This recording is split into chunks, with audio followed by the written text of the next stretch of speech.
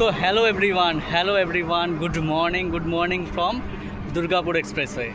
হ্যাঁ, ব্যারাকপুর থেকে একটা অনেক লম্বা একটা রাইড পেয়েছিলাম, তো সেটা নিয়ে এসেছিলাম।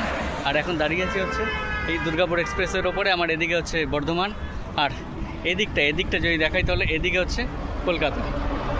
তো মোটামুটি ব্যারাকপুর থেকে যে এসেছিলাম ধনিয়াখালী। তো এখন আছি এই গুড়াপ মোড়ে, মানে আমার পিছন দিকটা হচ্ছে গুড়াপ মোড়টা। আর ওখান থেকে প্রায় 15-20 কিলোমিটার ভিতরে আমাকে যেতে হয়েছিল। তো মোটামুটি ডবল যে ফেয়ারটা হয় আপটাও নিয়ে নিয়েছিলাম, কারণ এখান থেকে তো কিছু পাওয়া যাবে না। তো এখন যাচ্ছি বাড়ির দিকেই। আর তোমাদের যদি একবার ব্যাক ক্যামেরাটা অন করে দেখাই তাহলে এই জায়গাটার ভিউটা দেখো। এই হচ্ছে, আর গাড়িটা এখানটা দাঁড়িয়ে আছে। আর এই সামনে সাইনবোর্ডটা দেখো, কলকাতা 40, ডানকুনি 31, সিঙ্গুর 14 কিলোমিটার।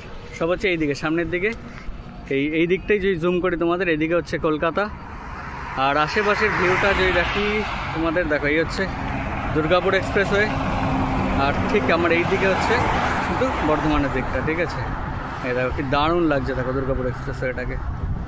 তো এই দিক থেকে যদি কেউ আমার ভিডিও দেখে থাকো বা সাবস্ক্রাইবার হয়ে থাকো, তাহলে কিন্তু অবশ্যই কমেন্টস করে জানিও। আর এখন মোটামুটি বেরিয়ে যাচ্ছি বাড়ির দিকেই। তো চলো এখন বেরিয়ে যাবো বাড়ির দিকে এখান থেকে। আর প্রচণ্ড রোদ, দাঁড়ানো যাচ্ছে না। মোটামুটি এখন এখান থেকে আমার বাড়ি হচ্ছে প্রায় 40 কিলোমিটার মতো।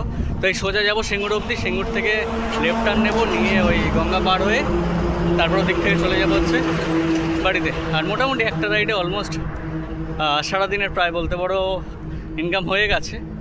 তো চলো, এই জাস্ট তোমাদের ভাবলাম এই জায়গাটা এসেছি। তো আজকের ওই জন্য ক্যামেরা নিয়ে বেরিয়েছিলাম না, ওই জন্য ভাবলাম একবার তোমাদের সাথে শেয়ার করি এই জায়গাটা। তো এই হচ্ছে ব্যাপার।